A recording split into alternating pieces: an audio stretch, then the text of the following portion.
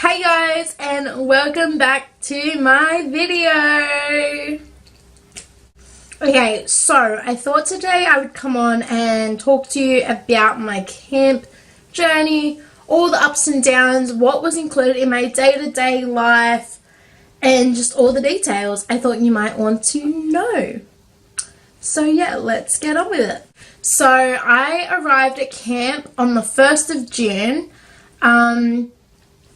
So I left Australia on the 30th of May, went to Newark Airport, stop over in Houston first, and then I spent 2 days in New Jersey.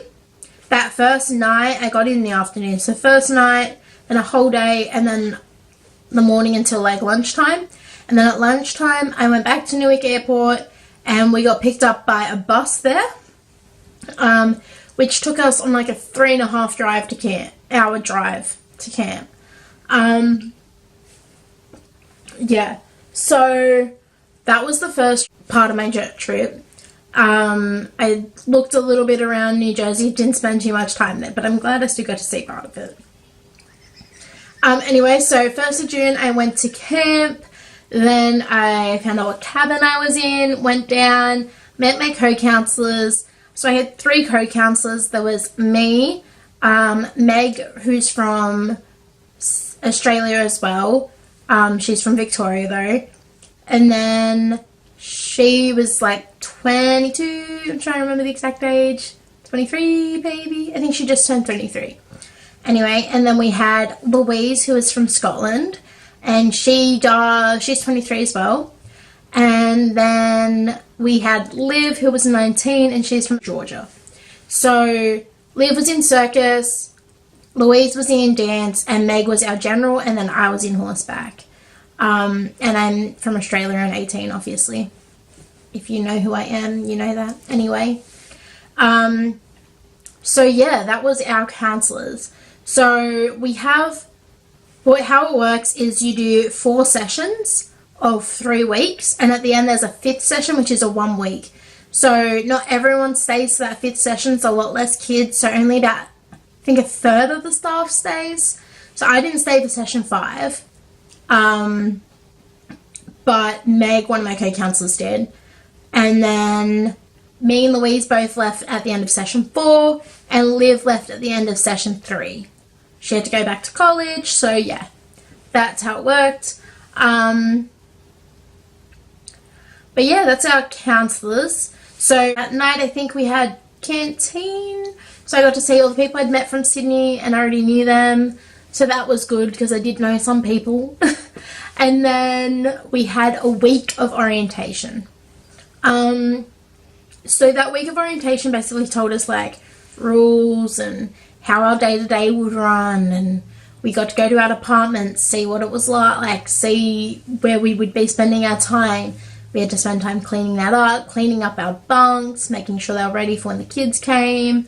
We went over like just rules like working with children, you know, obviously like boundaries, just everything that would keep us safe while we were at camp, where we could find information if we needed it, like who to go to, all that kind of stuff. So orientation was really helpful. Obviously, it was our basis for camp, knowing what our jobs were going to be every day. And then, so after orientation was the first drop-off day. So it was changeover day, I guess. So from like Friday to Monday, kids are basically getting dropped all weekend. Saturday and then Sunday's like your main drop-off day. The Friday is like some kids who get dropped off early. Saturday is like more kids that are getting dropped off early but not that early. And then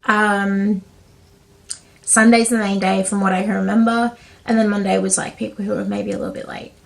But yeah, they were really flexible with like when the kids could get there. But not a lot of people came on Sunday. That was like the first day of camp. It was just if there was some reason they couldn't be there. It was when our first bunch of kids came. It was so exciting. Okay, so that was session 1. And we had 7 kids. 6 kids. Oh my god.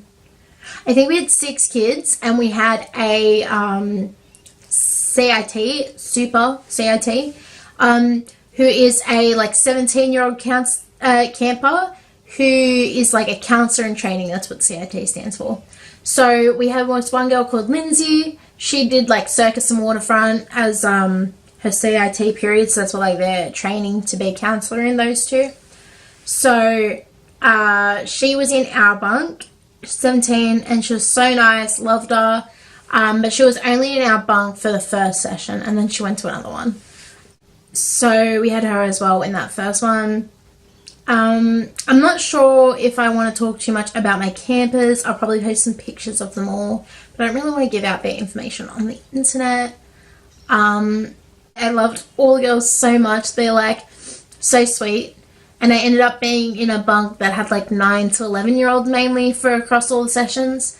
I think we had like a 12-year-old once across the whole summer, but that's fine. But yeah, mainly 9 to 11 years old. And yeah, they were so sweet most of the time. I mean, sure, they could, yeah. I'm not going to go into that side of it. Anyway, yeah, so that was first session. That goes for 3 weeks. I was in horseback, so it was a lot. We were learning all the names of all the horses as well. And so to start with, session 1 is a lot smaller than the other sessions.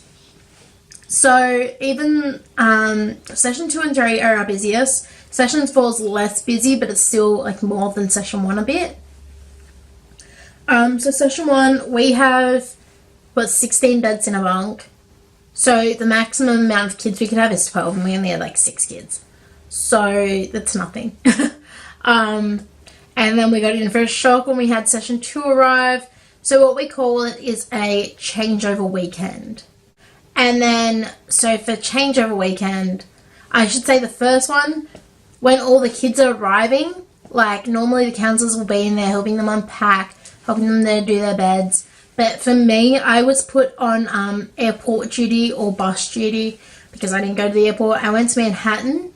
So every changeover day until the one where I left, I would go to Manhattan and pick up kids from there. So some parents would choose to drive their kids to camp, but some would want them being picked up. So we had all different pickup locations. I just happened to be on the bus to Manhattan every time, and I made some more friends on that. And yeah, that was a good way to go get out for the day at least, but you were still working. Anyway, and then I would leave pretty early for that, get back probably around like 4 o'clock normally. We weren't normally too late, which was good as well. The buses that went to the airport, if they were waiting for kids to come in on a plane, would be there till like midnight. Like, it's ridiculous. You'd sometimes be stuck for late. But yeah, so I'm glad I wasn't on that one. But yeah, I ended up going to Manhattan on all 3 of the changeover days before the one where I left. So that very first one, then 2 to 3, 3 to 4, and then 4 I left.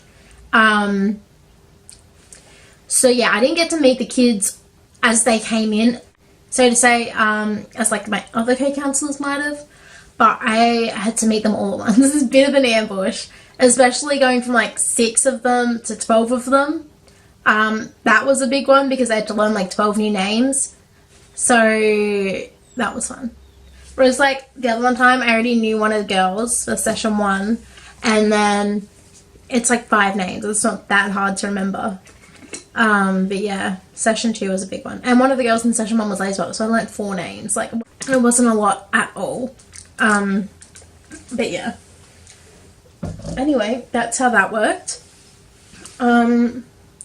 What else? Yeah, okay, so we started with 10 horses came in the first load. And then I think that was during orientation. Then, so this is up at horseback now, sorry. And then we had, I think, 22 horses for most of the first session because there was less kids. We didn't need as many horses. And then towards the end of session 1, we got the rest of the horses, and they ended up being 34 horses altogether at camp. So that's how many we had to look after. We would have feedings in the morning and night time.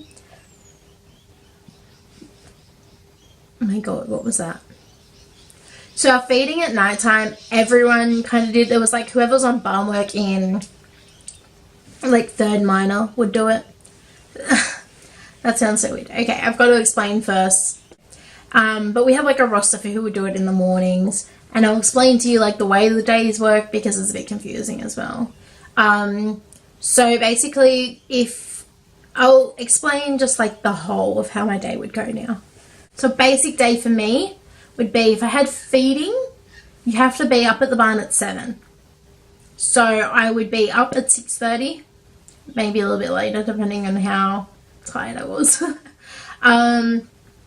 So yeah, be up at the barn at 7. I would just get dressed and go up there, and then you go straight from feeding down to breakfast, which starts at 8, and then you would go to your bunk and have breakfast with your bunk. You just wouldn't be there in the morning to get them up. But if I didn't have feeding, I would get up at 7:30, get the kids all up, make sure everyone's getting dressed. If they need showers, they have a shower. Most of them we tried to shower at night times because it was a bit hard to get them showered in half an hour in the morning and dressed. So yeah, we try and get them to shower at night times, and then get them ready, out of bed, woken up.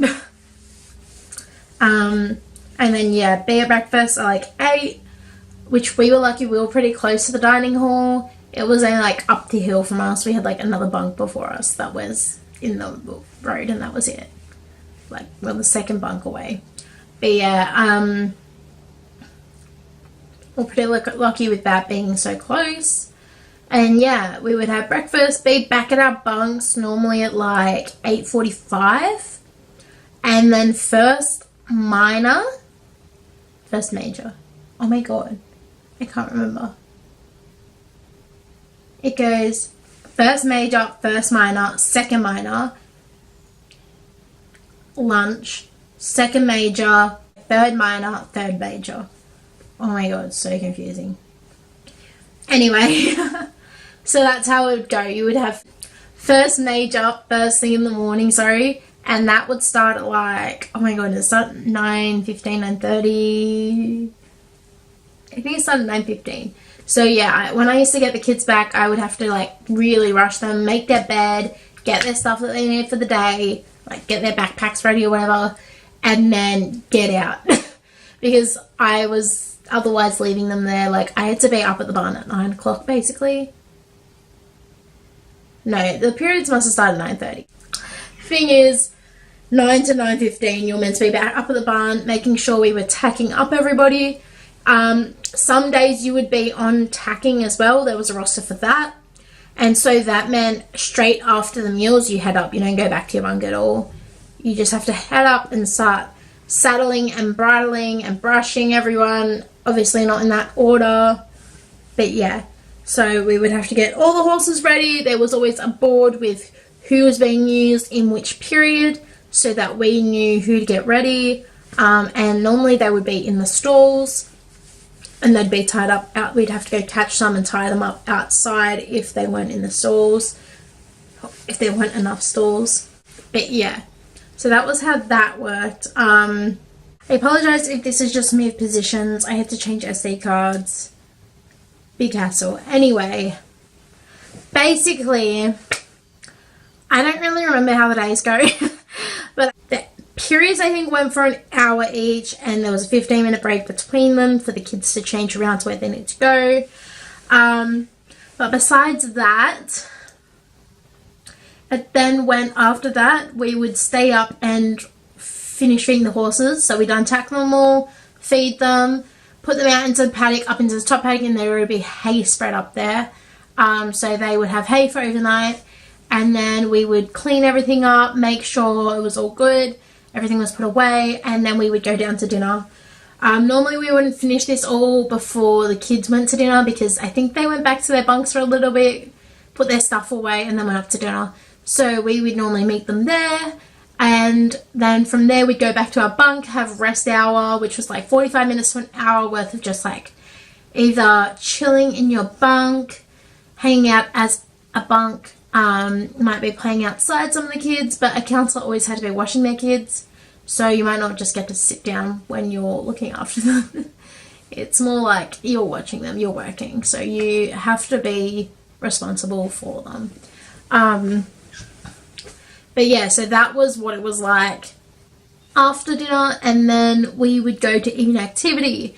So evening activity could be anything from like a play to like games to photos to all these different activities you could do. I don't even know, we did so many different ones. And that would normally go for around an hour minimum. It depended what it was. So towards the end of the session, kids would start finishing their plays and they would start performing them for you. So we sat through a lot of plays, and the younger kids, which we had, they have shorter plays. I don't know. They have shorter plays. So I sat through a lot of shorter ones, which is good because I didn't have to sit through boring long ones. But it's fine. But yeah, so we sat through a lot of plays towards the end of each session.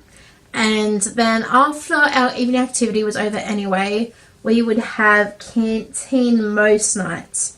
My kids in like session 4, I think it was, started getting annoyed because we didn't have as many canteen nights. We were just like really busy. It's the last session of camp. There's just so many activities going on.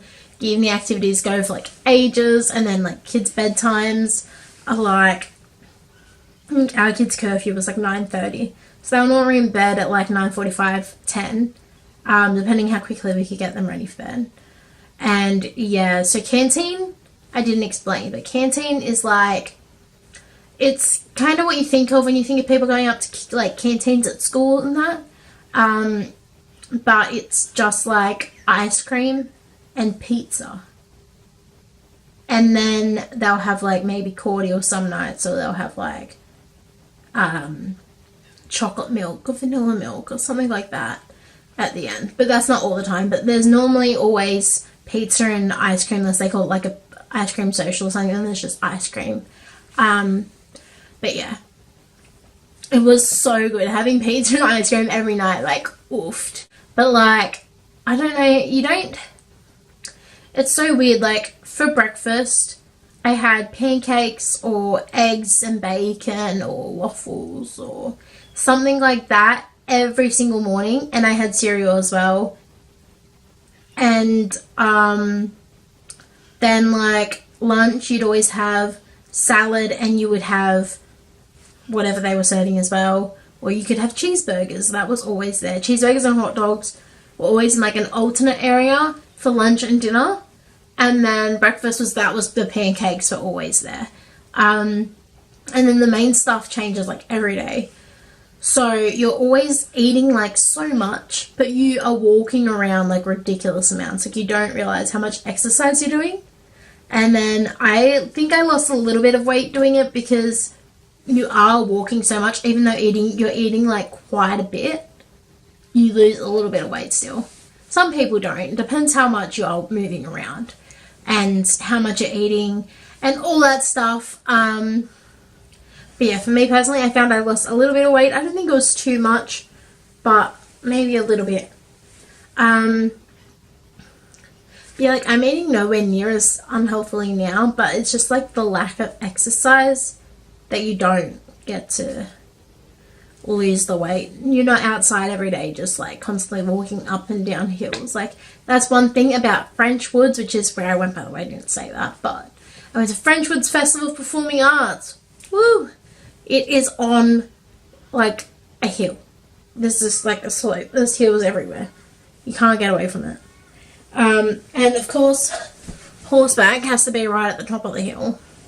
So I'm always walking up and down this big hill. But yeah, so after canteen, the kids would go to bed. And then we would either be on duty or off duty. And so if you're on duty in the bunk, you would have to stay in the bunk in case the kids needed you, or in case they tried to sneak out or something, you know. But if you're on area duty, that meant you went to a part of camp and made sure kids were going back to their bunks after their curfew. All kids have different curfews, so it's kind of hard. It's just like by 10:45 I think is the last curfew, so like everyone should be going back to their bunks at that time. But yeah, so you just basically walk, like the one I did to start with, I changed my duties a bit. So I had bunk duty, and then I had area G OD, which is on duty.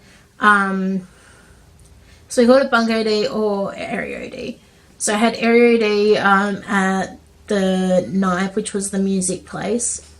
So I had that for like 2 weeks or something like that. And then I went to area duty at canteen. So that meant you basically just kind of stood around, made sure kids were like getting in line, not pushing in, not shoving. And then once canteen was over, you like followed the kids back and made sure they were going to their bunks. And then you just walked around for the rest of it. And then area duty normally finished at 11. So by the time we got like that, 11:15 normally, by the time you like walked around and made sure the kids go back to their bunk, like you're off duty basically. But there's a person who's head OD, and so they would drive around on like a gator and come around and check that you're at your spot, and then like tick you off, and then let you know when you could go. And then we'd have to go sign out. We had to sign in and sign out at transportation office, which is right next to the camp store. But yeah, so that was the go. And then once I would finish area duty, so I did area duty all the way up to for session 2 and 3, and then for session 4, because we lost a counsellor, I went back onto bunk duty. So yeah, I did bunk duty then. And then, so I stayed in the bunk with the kids on the nights I was on. But when I was doing area duty, once you're done, you can just, you're meant to go back to your bunk, or you can just go to like Wi-Fi or walk around. I don't know. You're meant to go back to your bunk because you're like on duty that night, but yeah, we do normally do that. Normally went to Wi-Fi, which isn't that bad.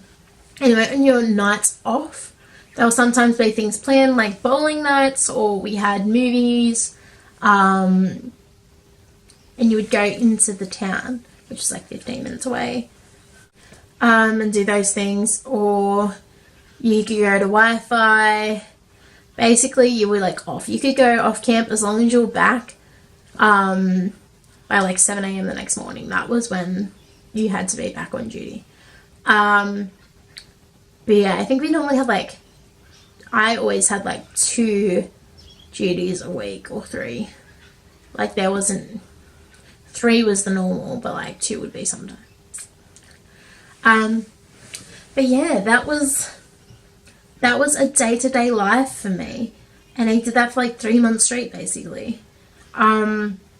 We got 7 days off over those 3 months, which sounds so bad. We were like, hey, we have 1 day off in first session, then we have 2 days off in second session, we have 2 days off in third session, and then we have 2 days off in fourth session. Like, great. You don't realise, like, over 3 weeks, 2 days off is not much. Like, it's ridiculous.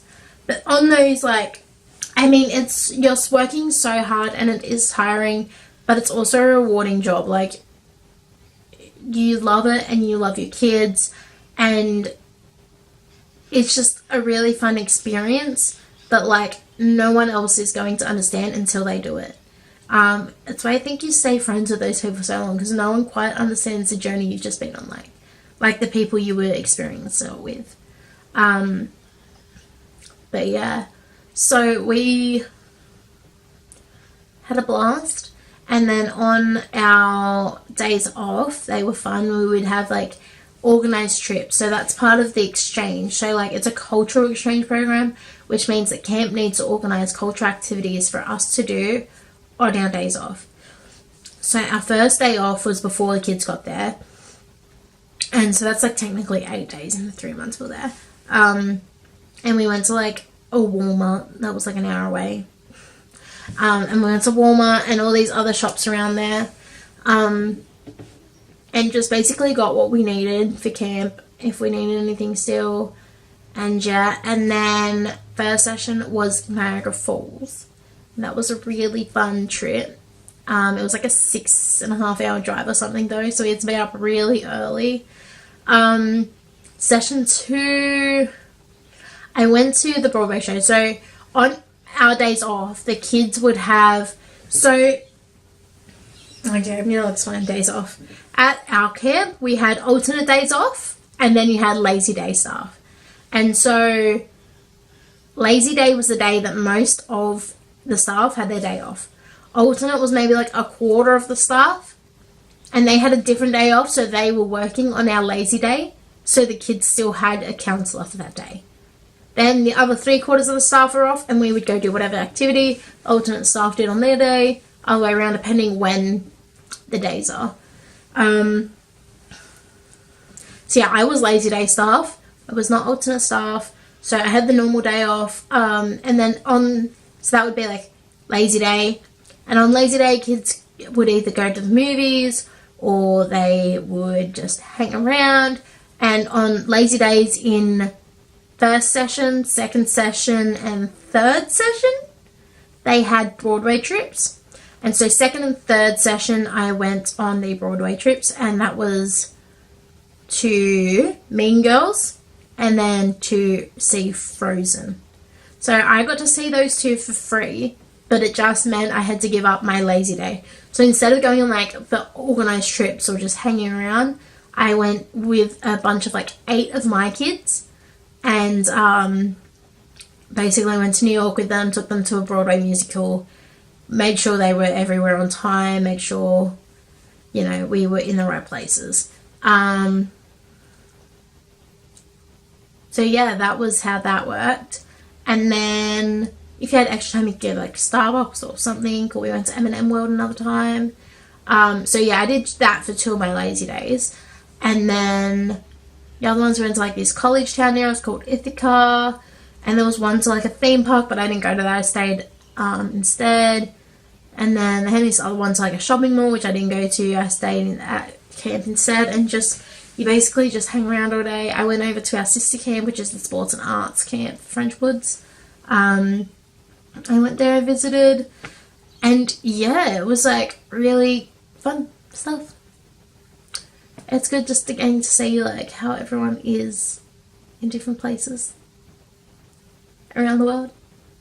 I went to Hancock on one of our lazy days, I remember, and we went to the movies, and then we just went to the shops, but yeah, that was our lazy days then. And then alternate staff always had the same trips planned as us. So I'm trying to think what else I haven't covered yet. Maybe just changeover weekends. So at the end of every 3 weeks we have changeover weekend. Like I said, there's changeover day, but we've got a whole changeover weekend, and it's when all the kids' plays are on. So your kids are starting, like, their parents come and they stay out of like camp, but they stay there for basically the weekend, and then they'll come and see their kids and all the activities they've learned to do over the last 3 weeks, see them in their plays, and then the kids will start going home with their parents. And then we start getting the next set of kids in. So you'll have like kids from the last session, kids from the new session there at the same time. They meet, they cross over. Just depends like when everyone's coming and going. Yeah, it's a big whirlwind. As I said, I wasn't there for the main changeover day, so I didn't get to say goodbye to my kids a lot, because if they were leaving on the Sunday morning, I wouldn't be there when they woke up. So I got to say goodbye to a few of them, but mostly I would say goodbye to them the night before. And yeah, that was how I had to deal with that. And then I would come back and learn all the new names and start again. I didn't know if I was going to talk about this other bit, but I might just mention it. So you do get tipped. It is America, and it is a job. You're looking after these people's kids for 3 weeks. It depends on the family if they're going to tip. Like, I had all first-time kids at my cabin. So, like, hardly any of the parents tipped to, like, even compared to the junior lodges, which is like kids who are 7 to 9 years old. Like, I know some of those counsellors got a whopping. And even like my general co-counsellor, she got more than me because she spends every day with the kids, like all day, every day with them. So like, I mean, you understand it. It just depends on what age group you have, or what kind of parents you have. I ended up getting a fair bit of money, which has really helped me with my travelling. I just used it all for spending money in the United States because I travelled for a month afterwards. And yeah, it was really helpful. I was really grateful for it. Because it is not something we have in Australia where you just tip. Like, it was not as expected. And my sister did this same camp 4 years ago, but she had senior lodges who were like 16, 17, 18, and those parents don't tend to tip as much. They might give you a couple presents or something, but you're not getting tipped as much because their kids are older and used to it. My kids are younger, so I got tipped more, and yeah. That's basically how it happens. Anyway, that is a little insight into the tipping. And then your payment, I got paid all at the end, but you can choose to get payments like every 2 weeks or something. I was just using it for spending anyway, so I just got it paid at the end. And I don't want you to think it is a lot of money. It's really not. I went through CCUSA, which gives you like the most amount of money for it, but you're still not getting paid that much because it is like the experience that you're getting more than the money. You're not doing it just because it pays well, because that's not the case. You're working basically 24 hours a day. I'm not gonna lie, it is hardest job, but you'll love it. Like, it's so much fun, and it's a great experience getting to know these kids and work and do something you love for 3 months. But it is so much hard work, and it does not pay well. People ask me how much I got paid, and they're like, oh my god. But I just go, it was spending money for my trip, and it was an experience. Like, I got free accommodation, free food, like, for the whole time I was there. Like, you can't really bag it out. But yeah, yeah, if you're thinking of doing this, I really do recommend French Woods. I mean, it's not the place for everyone. It's very performing arts. If you don't like performing arts, might not love it there. It's very theatre orientated. But I mean, I had no problem with it. And yeah, it was really camp. But as I said, a lot of hard work. So you need to be committed to do this job. Like, if you don't like kids, don't do it. They will tell you this at CCUSA or at camp. Like, you don't like kids, that's not the place for you. If you're not dedicated, like, it might be a bit more time before you can do it. Like, it just really depends on the person and what you're up for. So yeah, I hope this video helped you guys see a little bit into my life. I really enjoyed my holiday. I'm sad I'm back. But I'm going to do another video about my traveling and holiday and all that stuff. Where I went, what I experienced. I think camp was like amazing. And my holiday, I think, topped it off even more. Like, honestly, I did love camp. You get so tired by the end of that 3 months, though, that you start, like, that first initial part of camp, like, kind of leaves your brain. How good it was at the start. And you just think of, like, how tired you are. And that soon you get to see your family again, because it is 3 months away. Don't forget that. And then if you choose to travel, it's even longer away from your family. But yeah, I was excited because my sister was meeting me after camp, so I saw her the day I left camp. And yeah, it was like, it was mixed feelings. Like, you don't want to say goodbye to these people who've been your, like, best friends in your family for the last 3 months. And they live all across the world. Like, you just don't get to see them all the time. But then there's some who live really close to you and you still catch up with them. So I think it'll be so much fun catching up with those people who I can. I look forward to it. But for now, I'm just getting back into working and reminiscing on my time at camp and my holiday, because I absolutely loved your holiday. Like, obviously, your holiday is like fun. It's not going to be a job. You're enjoying yourself all the time. It's not the hard work that it is. Like, it's tiring because we do holiday at like full speed. Get up in the morning, go to sleep. Get up and go again. That's just how my family travels. So that's what I'm used to. And obviously it doesn't have to be like that for you, but anyway, that's how it was. So it was tiring still, but it's not work. So I think, I mean, they're very different. You enjoy both of them. But for me, the holiday was better because, you know, you're not working. Not gonna lie. But yeah. Anyway, I'm gonna go now. And I'll see you guys really soon when I put up my holiday video. I can't wait, guys. See yous.